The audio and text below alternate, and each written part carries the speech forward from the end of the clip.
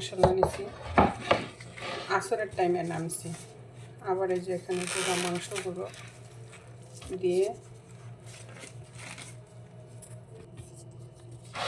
3টা কার্টুন আনছে, তার এই 2 কার্টুনই আর কি রান্না করে দিব, আর 1 কার্টুন রেখে দেবো, হয়তো কালকে রান্না করব।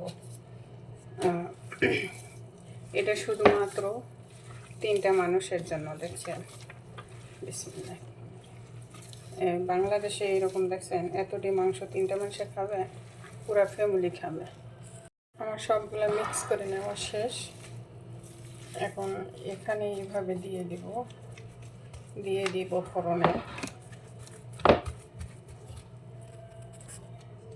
এই তো আমার হয়ে গেছে। এইভাবে এখন আমি ফোড়নে দিয়ে দিব। বাজানে আমি এগুলো তৈরি করলাম। এখন আবার এই যে মাংস, কোপ্তা মাংস তো